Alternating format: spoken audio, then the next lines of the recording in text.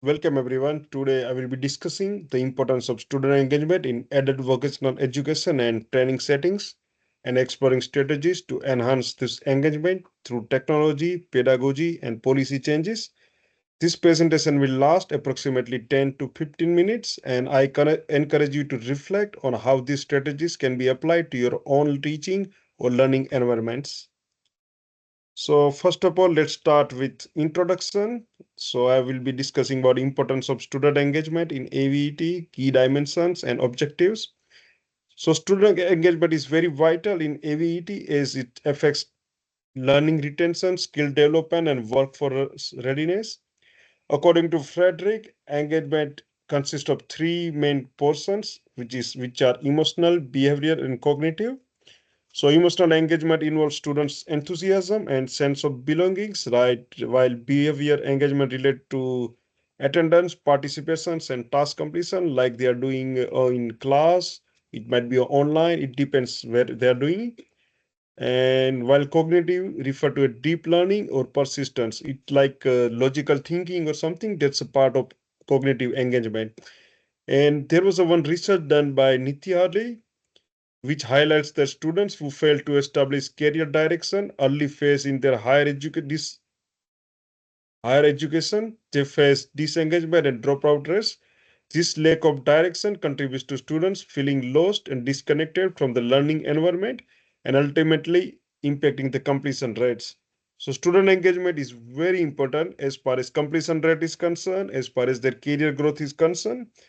So we should be encouraging them to stay engaged right from the beginning of their career. That's what the research suggests. Then there are some change challenges in adult vocational education training. So those challenges are in four parts. I divided them into four parts. First one is curriculum, then outdated teaching methods, digital socioeconomic barriers, dropout rates, and disengagements. So what happened? AVET institutes face multiple challenges. So study done by Rearburn and Noven found that curriculum misalignment with industry needs leads to disengagement. So what happen if you are teaching something in in our classrooms? If it is not as aligning with industry, it will keep students very disengaged. So whenever we are doing course development, we have to make sure that this is as per industry alignment and everything is up to date with the current scenarios. Many students enroll in AVET programs expecting hands-on, industry-relevant skills, yet they often encounter theoretical coursework that lacks real-world application. So what it means, students are more encouraged to engage if there are more practical portion involved in the course. So if course is just full of theory, student won't be engaged as they are engaging with practical skills. That's what I found out.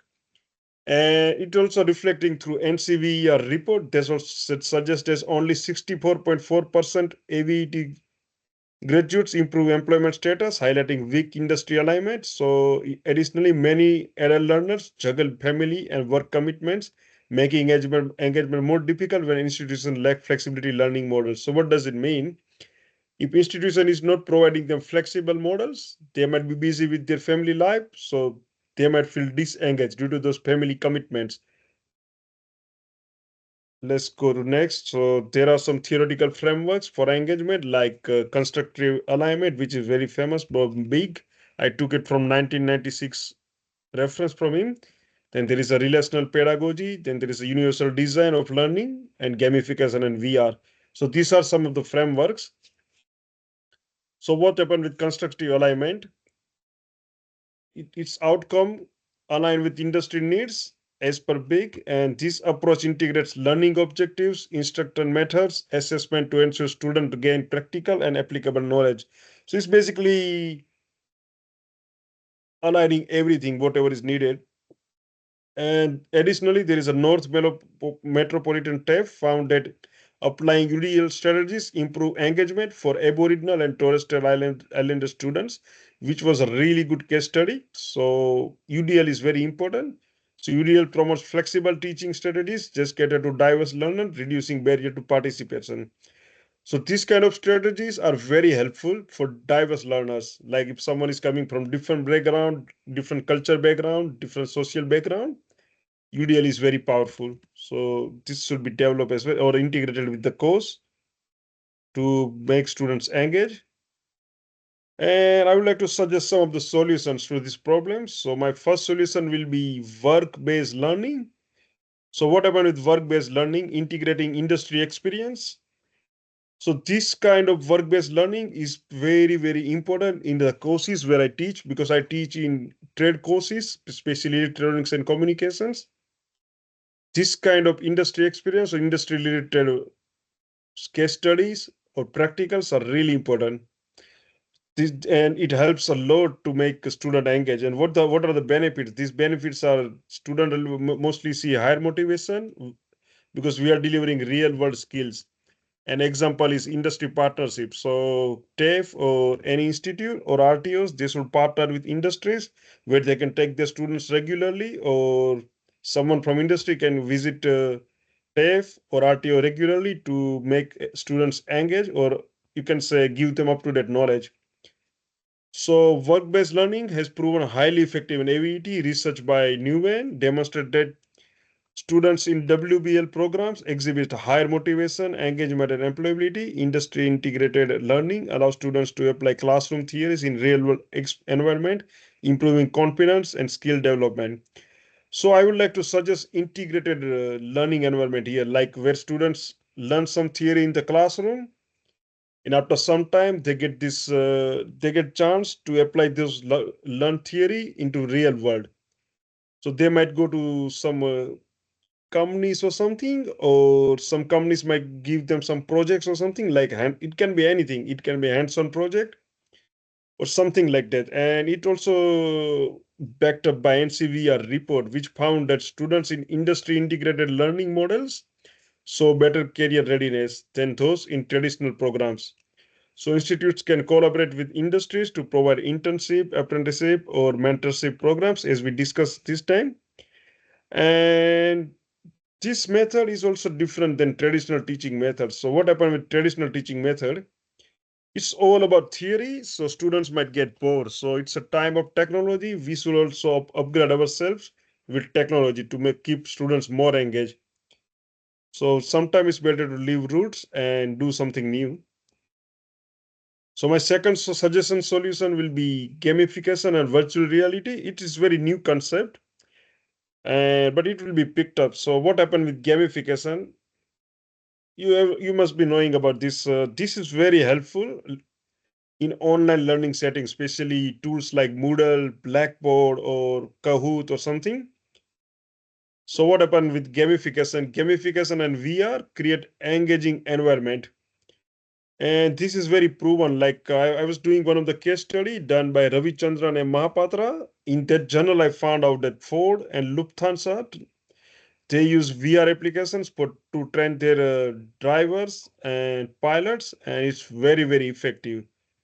So we should also try to replicate such scenarios in our tab settings to give students a better experience and keep them more engaged.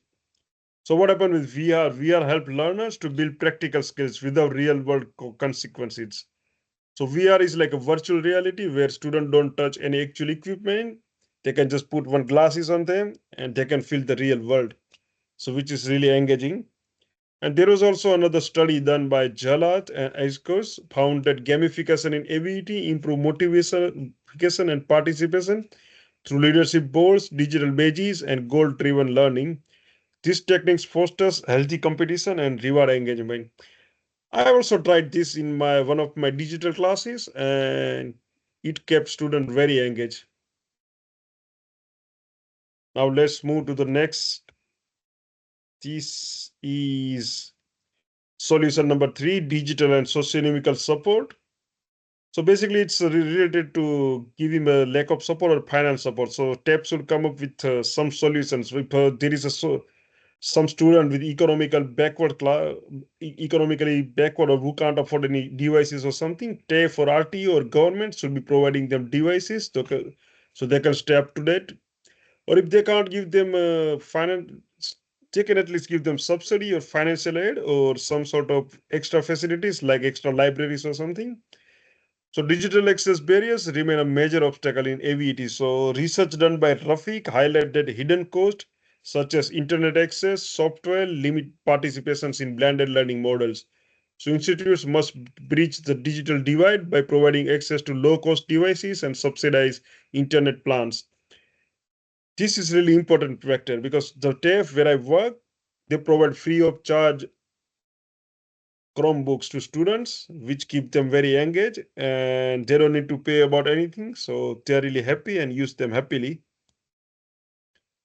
I would like to suggest solution number 4, which is relational pedagogy and emotional regulation. So it's more related to teacher and student relationship. So what happened with teacher and student relationship?